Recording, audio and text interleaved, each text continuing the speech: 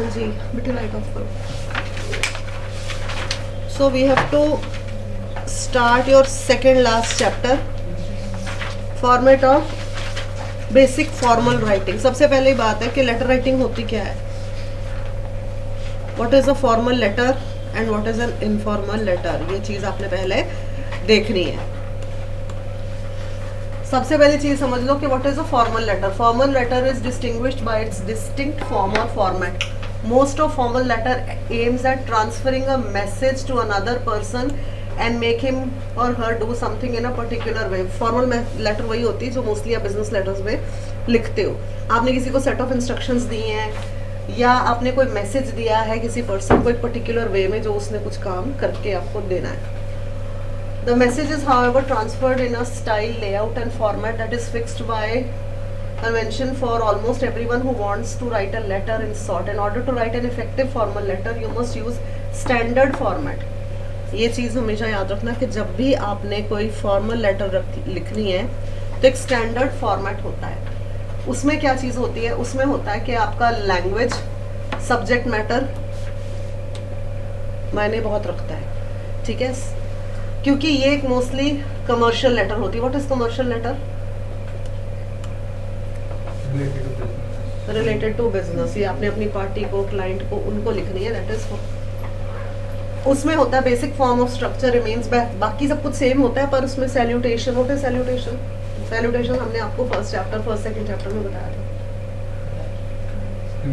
था.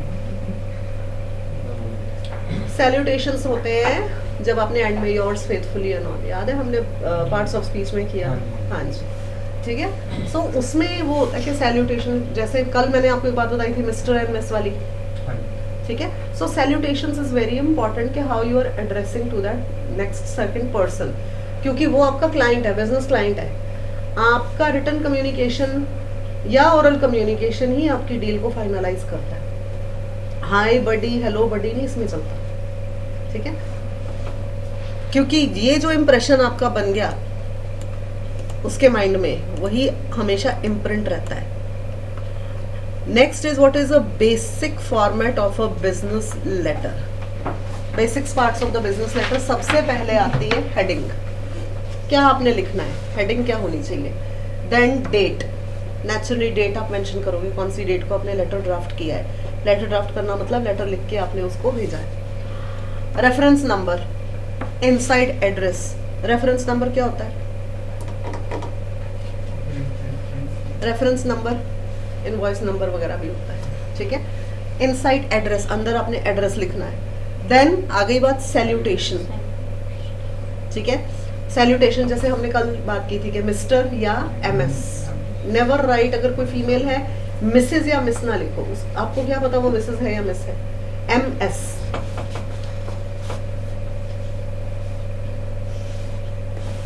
For a female and mister या sir for a mail या मैडम फॉर अ फीमेल.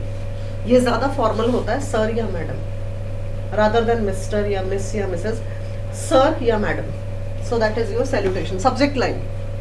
ठीक है, हमने ये बात पहले भी डिस्कस की थी. आपकी क्लाइंट के पास इतना टाइम नहीं, अगर आपका सब्जेक्ट अच्छा है इस सब्जेक्ट पे तो वो पूरी आपकी मेल पढ़ेगा. नहीं तो उसके पास तो हमारे पास सबके ईमेल अकाउंट है, हर एक के हजारों आपके पास आती है. एक एक मेल पढ़ते हो नहीं. अगर कुछ इंपॉर्टेंट इन्फॉर्मेशन है, सब्जेक्ट लिखा होता है, तब आप खोल के पढ़ते हो. कुछ आपके लिए इन्फॉर्मेशन है, एलपीयू से है या आपके किसी और बैंक स्टेटमेंट है, कुछ है, तब आप पढ़ते हो. Main body of the letter, ये बहुत मायने रखता है. What is the main body of the letter, क्या है.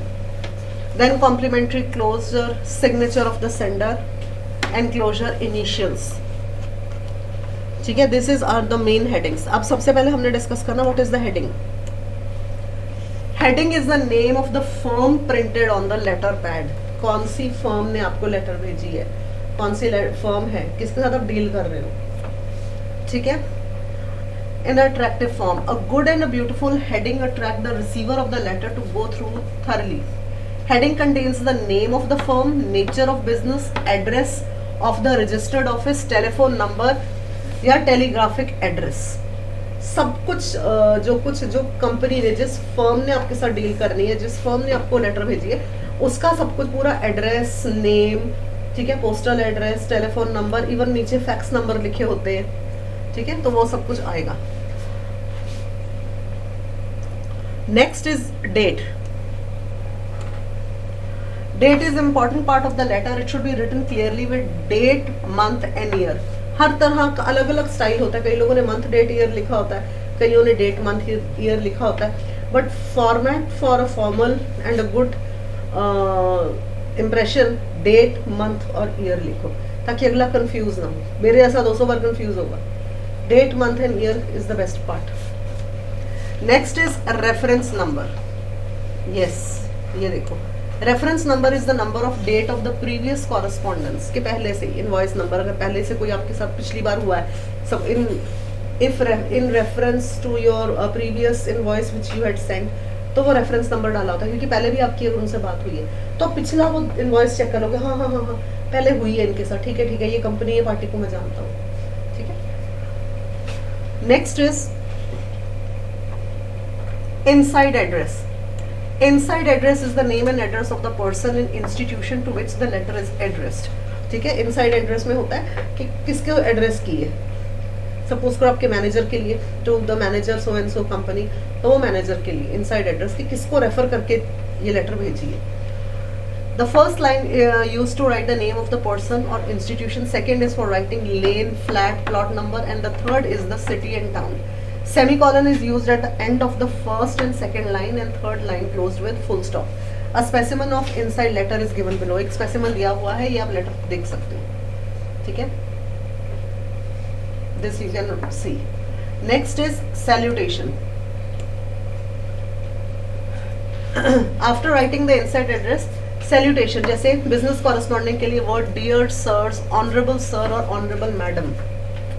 ये मैंने आपको बोला था ना कि मैडम या सर को यूज करो. ऑनरेबल सर या honourable madam, dear sir, dear madam की जगह ऑनरेबल सर या ऑनरेबल मैडम, या रिस्पेक्टेड सर या मैडम, वो ज्यादा फॉर्मल लगेगा instead of informal. Hi hello कभी मत लिखना.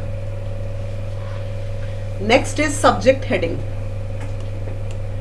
Subject heading is the brief statement of the main body of the letter. For convenience of the reader, subject heading is written. This helps the reader to understand the contents.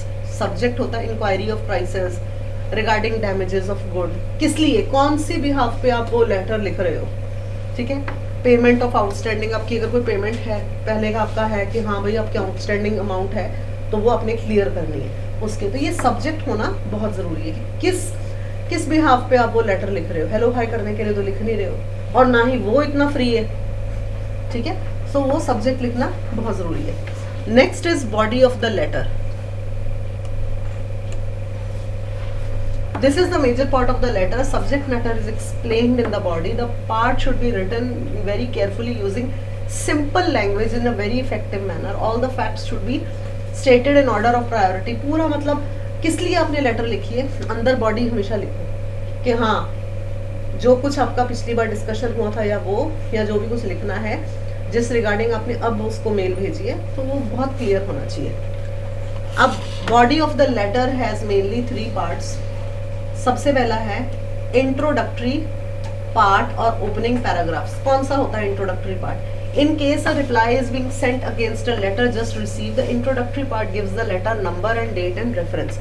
Introductory part में आपका letter का name, reference, date के हाँ पिछली बार हमारी ये बात हुई थी, यहाँ पर हमने बोला था कि ठीक है हम नेक्स्ट कॉरेस्पॉन्डेंस में, कॉरेस्पॉन्डेंस क्या होता है नेक्स्ट टाइम जो हमने बात करनी है, कॉरेस्पॉन्डेंस इज दैट, उसमें हमने ये चीज़ें पॉइंट्स को डिस्कस करना है. So now stating below are those points जो पिछली बार हमने रह गए थे डिस्कस करने. तो वहां से शुरू होता है introductory part. Next is main body of the letter. The main body of the letter states the subject matter in detail. हर एक डिटेलिंग, ठीक है. Every point is explained in different paragraphs. It is written legally using good words, phrases to attract the attention of the reader so that he may act upon it immediately. हर एक body part, हर एक line आपने इसमें explain की हो. ये नहीं कि okay we had brief talk before and I wanted to clear few points, we will do it later. वो मेल रिजेक्ट हो जाएगी. एक एक पॉइंट को एक्सप्लेन करो. आप में कंफ्यूजन नहीं होनी चाहिए इस पार्ट में, बिकॉज आपने अपनी बिजनेस डील एक इफेक्टिव कॉरेस्पॉन्डेंस के साथ ही क्लियर करोगे। अगर आपकी उसके साथ correspondence, communication and correspondence is the same, अगर आपकी क्लियर होएगी देन ओनली एक एक पॉइंट, और आपकी जो लैंग्वेज है वो बिल्कुल नीट एंड क्लीन होनी चाहिए, रिटर्न आपके वर्ड्स बिल्कुल क्लियर होने चाहिए। अगर आपको कोई कंफ्यूजन होती है उस वक्त 2 मिनट ठहर जाओ, एक रफ वर्क तैयार करो, फिर अगेन उसको ड्राफ्ट करो, क्योंकि हमने पहले भी डिस्कस किया था, एक बार जो रिटर्न आपने भेज दिया वो गया, ठीक है, उसके ऊपर बाद में सिर्फ बहस ही हो सकती है। सो बेस्ट इज के मेक इट वेरी क्लियर कि आपने क्या क्या उसको पॉइंट्स लिखकर पार्टी को भेजने हैं। नेक्स्ट इज कंक्लूजन और closing paragraph. Concluding part is the third and final part of the letter. In this part, the writer of the letter makes it cleverly what he expects from the other party. The conclusion is usually expressed in the following ways: I am confident you will give me an opportunity. हाँ, conclusion part, ठीक है, क्या I'll be confident, हाँ we will meet in the next time, या हम अपनी meeting को schedule कैसे करेंगे। I am confident you will give me an opportunity to serve you better.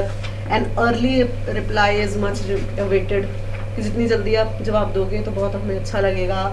Please oblige us by taking personal interest in executing और purchase order, ठीक है, looking forward to your good response, ये concluding lines होती है। Next is complimentary closure, yours sincerely, yours faithfully, ऐसे करके ये जो एंड में जो लिखा होता है, ठीक है, इसमें होता है कि लेटर बिगिन और सैल्यूटेशन, और सेम वे में कॉम्प्लीमेंट्री, लेटर की बिगिनिंग और सैल्यूटेशन के साथ साथ आपका कॉम्प्लीमेंट्री क्लोजर, जिसमें आपने yours faithfully, yours sincerely, hope we meet in a good terms next time, best wishes, ये सब कुछ बहुत जरूरी होता है। Signature, after complimentary closure the writer of the letter puts his signature. One should personally not be affixing a specimen seal. Ball point pen or ink pen should be used for signature. Ball point pen या ink pen use होना चाहिए for signature. एक मैंने आपको colour भी बताए थे, black या ब्लू, कभी भी ग्रीन से मत करो। ग्रीन कौन करता है? हेड मतलब हेड तो हर कंपनी के आप भी हेड हो।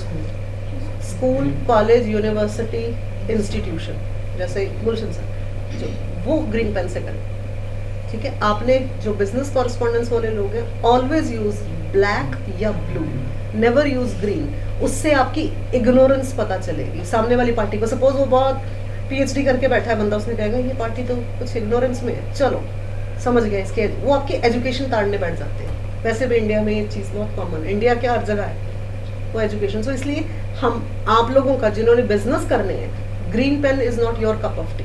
ग्रीन पेन आपकी किसी काम का नहीं। ग्रीन पेन सिर्फ प्रिंसिपल्स का होता है, प्रिंसिपल या डीन ऑफ द कॉलेज, ठीक है, यूनिवर्सिटी के हेड, उनका काम है। यहाँ पे गुलशन सर हमारा नहीं।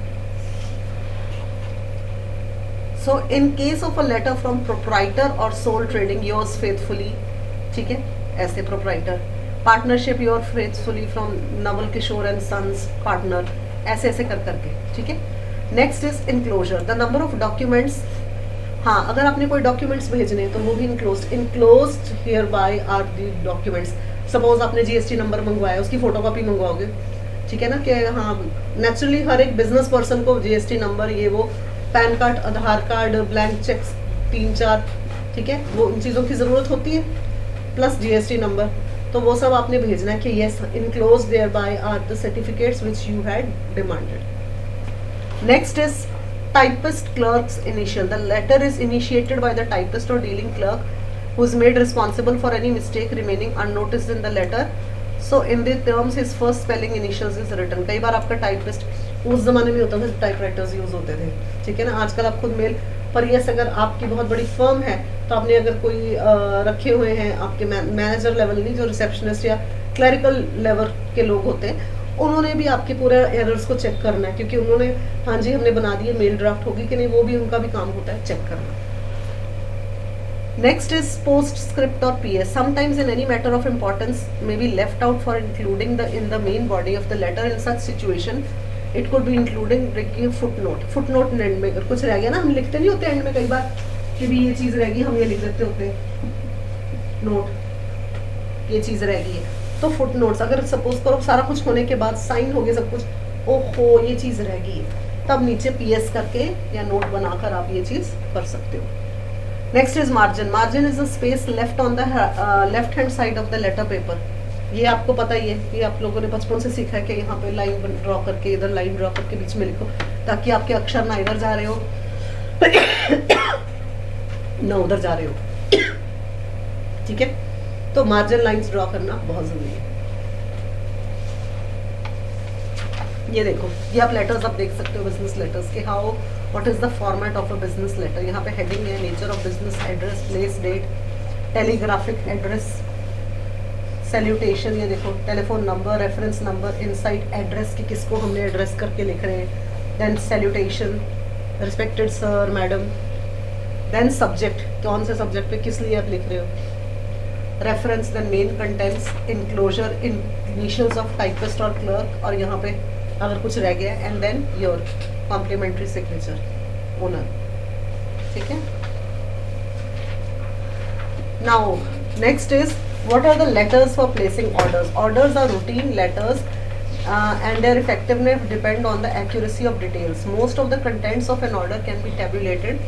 An order of the format document which places a demand of goods and service along with details of the product service required. Before placing an order you must get the details of what you want to buy. Of course, quotation.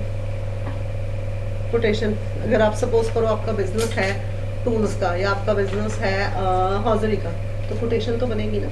तो वो आपको पहले ही पता होना चाहिए मुझे क्या क्या चीज़ों की ज़रूरत है, कितने goods into how many pieces.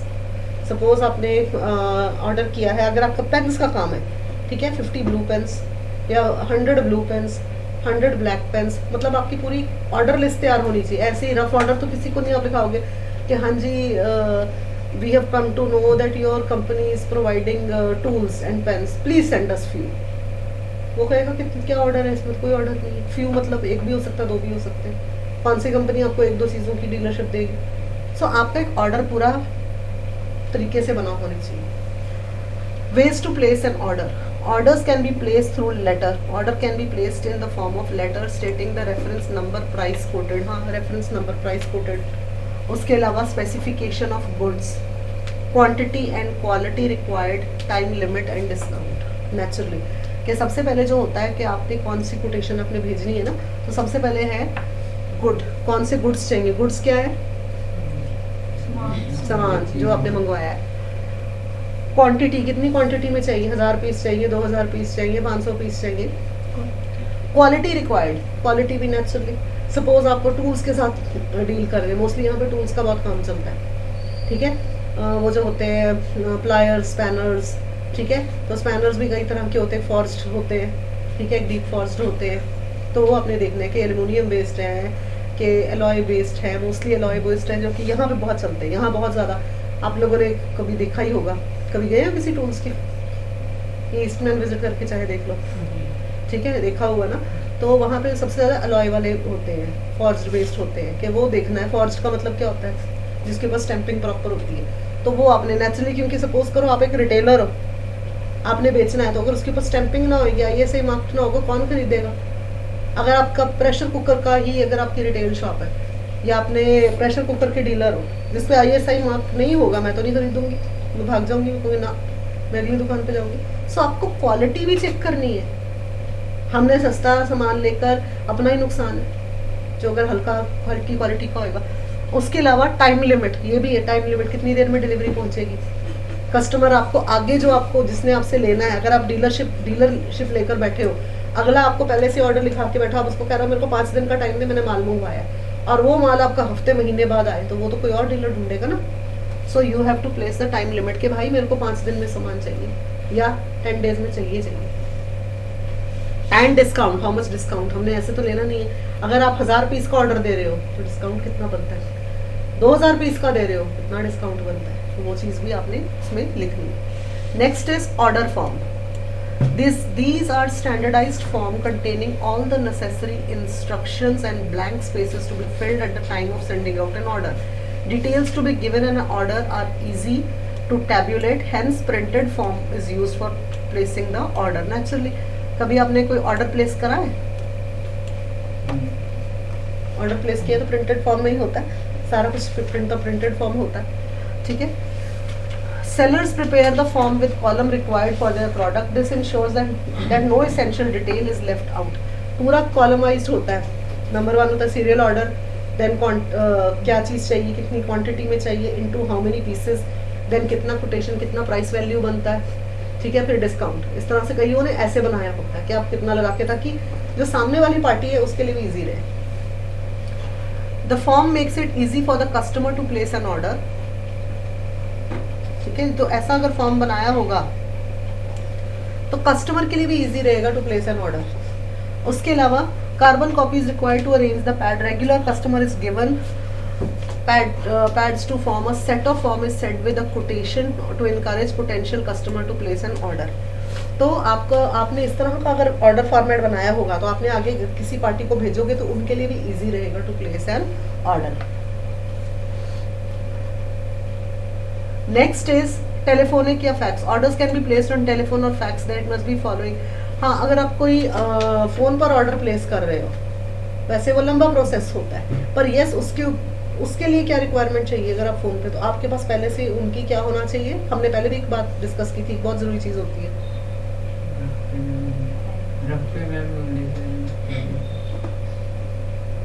अब कोटेशन तो आप तैयार कर रहे हो. हाँ जी, सोचो, मैंने आपको बताया था कि क्या होना चाहिए. अगर आप किसी कंपनी का क्या होता है, अगर आप कहीं पे ऑर्डर देने गए हो तो क्या आपके हाथ में होता है. कैटलॉग. ठीक है, तभी आप प्लेस करोगे. उनसे आप पहले ही कैटलॉग मंगवा लोगे. तो कैटलॉग आजकल किस चीज़ पे सबसे ज़्यादा, व्हाट्सएप पर भेज दो. क्या व्हाट्सएप पे आप सेंड कर दो, वो आपको व्हाट्सएप पे सेंड करेगा. आप इस पर अपने डाल के प्रिंट निकाल लोगे. प्रिंट निकाल के आपके लिए आसानी हो जाएगी क्योंकि आपके पास कैटलॉग होगी. फिर आप टेलीफोनिकली भी दे सकते हो, ऑर्डर प्लेस कर सकते हो.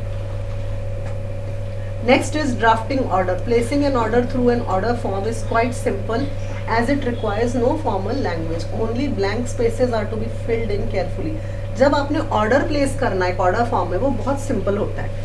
उसमें कोई फॉर्मल लैंग्वेज की ज़रूरत नहीं होती. सिर्फ ब्लैंक स्पेसेस करेक्टली फिल करनी. कैसे? सीरियल नंबर, देन जो चीज़ चाहिए, required quantity, sorry what you need.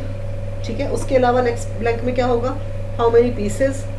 ठीक है, अगर आपको 10 mm का चाहिए, 10 mm इंटू 40, 12 mm इंटू 40 या 50, वो.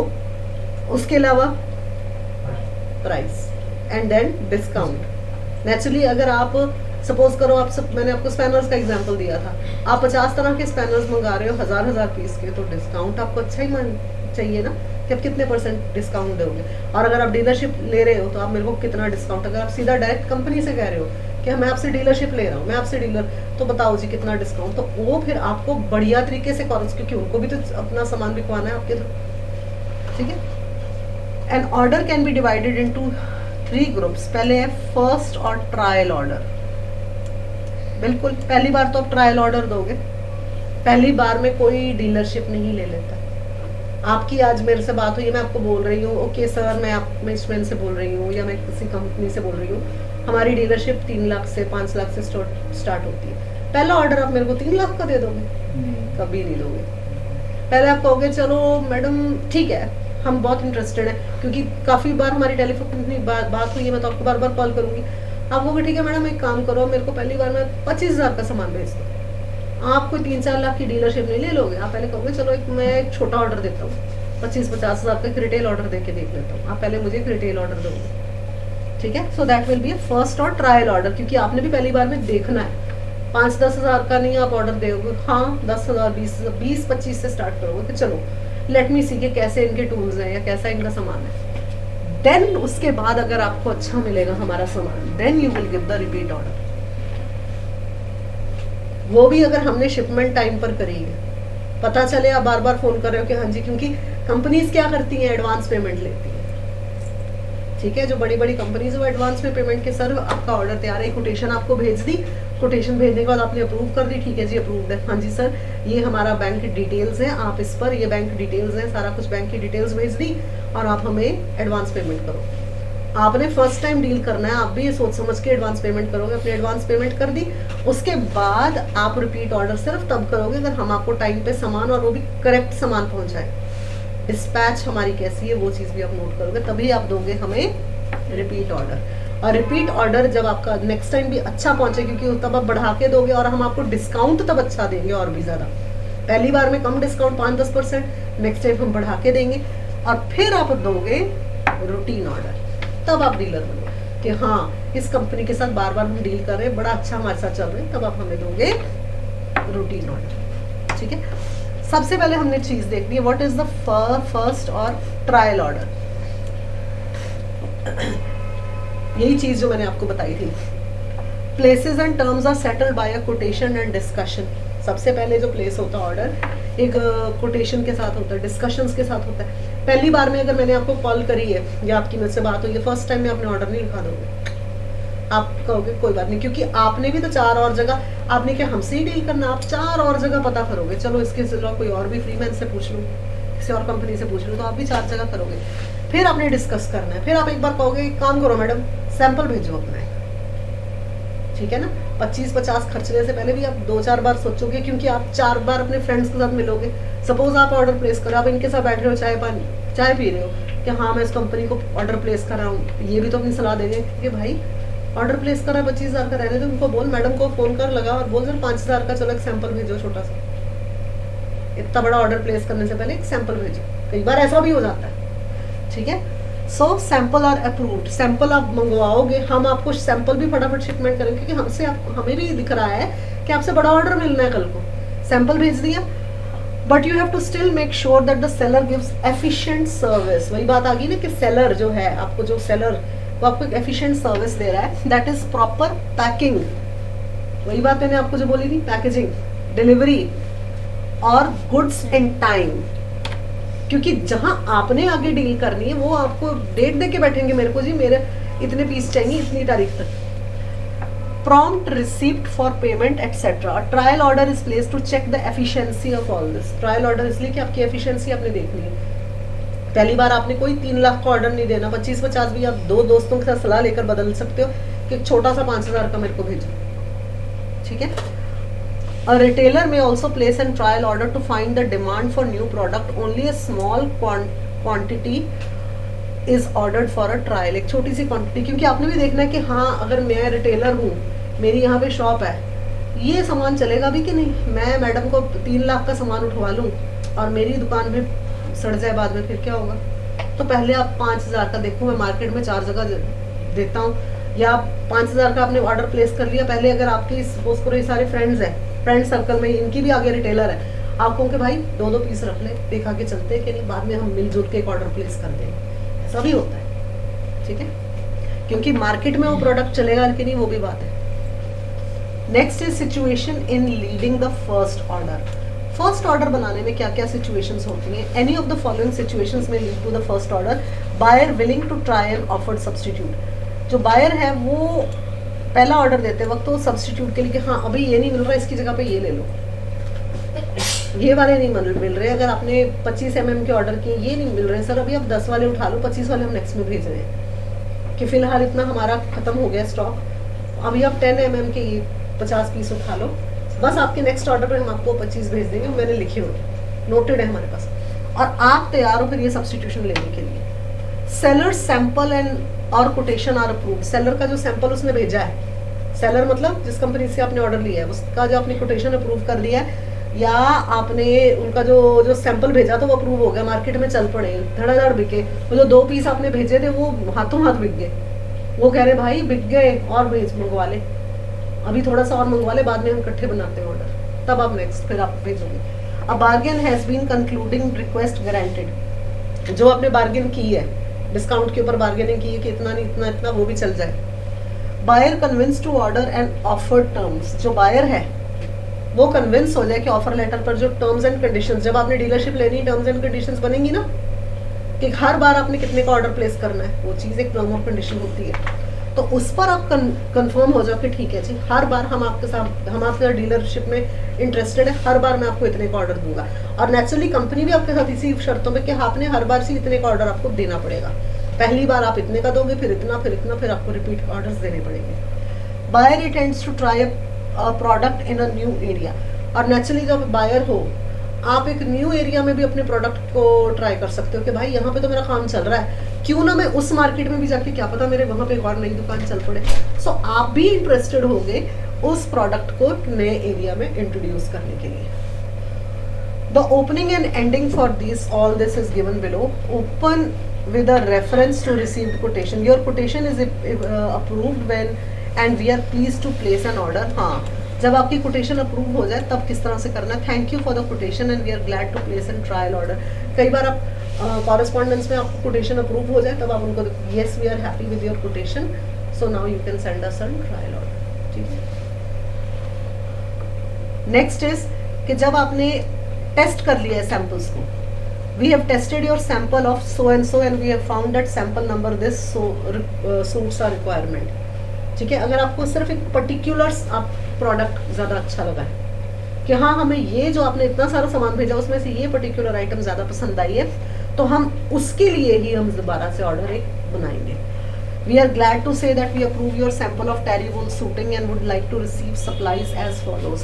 कि आपने अगर सपोज करो हाजरी का काम है, ये सीजन हाजरी का बहुत चलता है कि वो टेरी वूल हमें ज़्यादा पसंद आई है और ये मार्केट में इसकी सबसे हाईएस्ट डिमांड है, तो इस पर्टिकुलर टेरी वूल जिसका इनवॉइस नंबर ये है और वूल के ऊपर जो होता है ना टैग लगे होते हैं उसके ऊपर भी लिखे होते हैं नंबर, ब्लैक लेटर्स से नीचे जो ऐसे करके खुलता है ना उसके नीचे वाली लाइफ लाइन में जहाँ पे बार कोड होता है, कभी आप देखो बार कोड के नीचे दिया होता है, तो आप वो पर्टिकुलर दे सकते हो कि इतने नंबर की ounce with such a bar code, this is approved by us, so kindly make an request form of this order.